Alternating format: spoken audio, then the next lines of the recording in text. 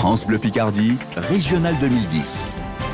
Il est 8h10, deuxième invité de France Bleu Picardie matin avant le second tour des élections régionales dimanche. Après Claude Géverck hier et avant Caroline Cayeux, demain nous accueillons Michel Guignot, tête de liste du Front National, qualifié pour le second tour avec 16% des suffrages dimanche dernier, Vincent Delorme. Bonjour Michel Guignot. Bonjour.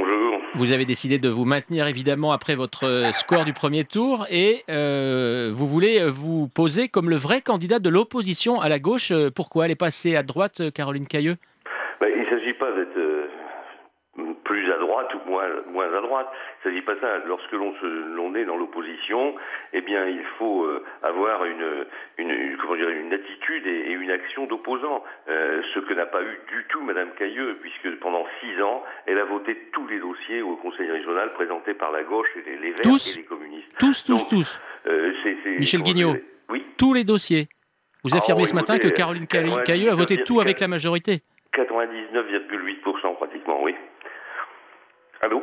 Oui, on vous entend bien. Oui, donc c'est pratiquement la totalité des dossiers ont été votés par Madame Cayeux et son groupe et l'UMP. Donc elle n'a absolument pas rempli le rôle qu'elle avait et le rôle que les électeurs lui avaient confié en 2004, puisque à partir du moment où elle n'avait pas gagné la région, eh bien elle devait effectivement faire en sorte de s'opposer, ce qu'elle n'a pas fait. Et c'est ce que le Front National d'ailleurs fera pour 2004. C'est la raison pour laquelle nous appelons bien sûr tous ceux qui veulent, qui ne se reconnaissent pas dans la politique qui sera menée par l'association des Verts et du Parti Socialiste à se reporter sur nous, puisque de toute façon nous serons une fois de plus les seuls qui nous opposeront au délire du PS embourgeoisé et des Verts intégristes. Bon, Michel Guignot, après les résultats du premier tour, est-ce que, cela dit, l'élection n'est pas déjà jouée en faveur de Claude Géverck ?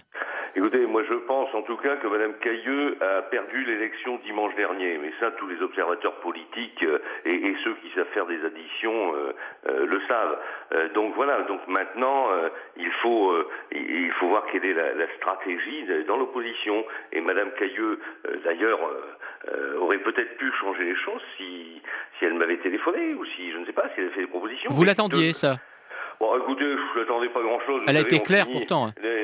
Un jour, je crois que c'est un politicien anglais qui a dit que nous avions en France la droite la plus bête du monde. Ça ne change pas.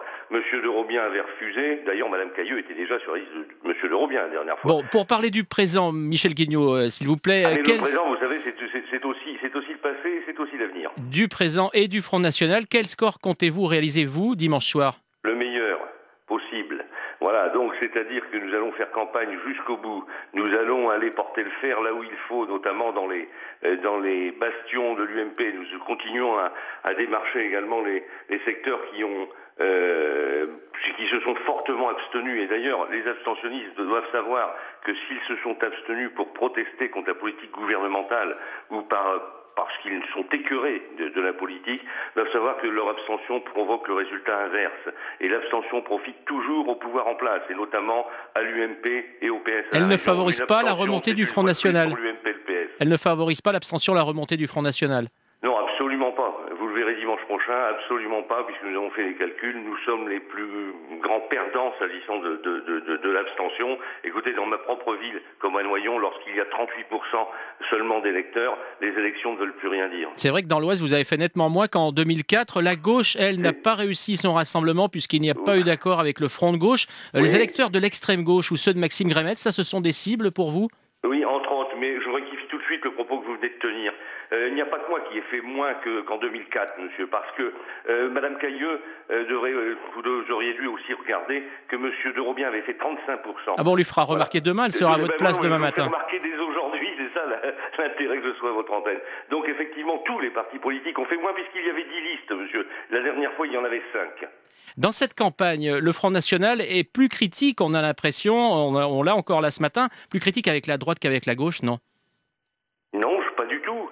puisque lorsque j'entends monsieur Xavier Bertrand et comme madame Cayeux qui avec un culot monstre comme Sarkozy l'a fait lors des présidentielles appelle l'électorat du Front National à se reporter sur eux, c'est assez bizarre d'ailleurs. L'UMP accepte les voix du Front National, mais c'est eux qui fournissent les élus, si je puis dire.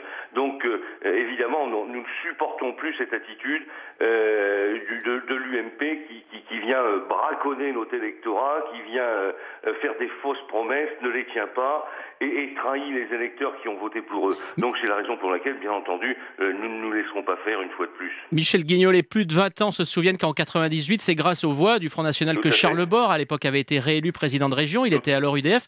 Comment comptez-vous peser la semaine prochaine sur l'élection du président ou de la présidente ?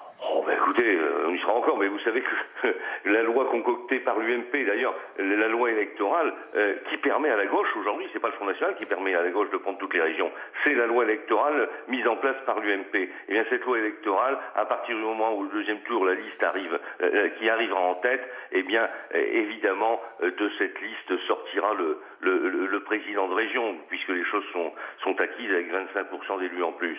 Mais ça, tout ça cette faute revient à l'UMP. Voilà, c'est M. Sarkozy qui prend des ministres de gauche, c'est M. Bertrand qui va signer des accords avec le PC chinois, c'est Mme Cayeux qui soutient par ses votes la gauche. Et aujourd'hui, vous faites bien de le rappeler d'ailleurs, c'est d'ailleurs moi qui avais poussé les amis de mon groupe à voter pour Charles Borre pour éviter que la région ne tombe aux mains de la gauche en 1998. Alors venir aujourd'hui nous dire que le Front National fera passer la gauche, c'est avoir des absences de mémoire, mais je vais le rappeler jusqu'à samedi prochain, bien entendu. Michel Guignot, arbitre et trouble fête avant le second tour des élections régionales. Merci. 03 22 92 60 66 pour réagir et à votre place demain, Michel Guignot, Caroline Cayeux pour la liste UMP Nouveau Centre. Michel Guignot, Caroline Cayeux, Claude Géverck, invité du débat France Bleu, France 3 Picardie, Courrier Picard ce soir 18h, 19h dans la tribune.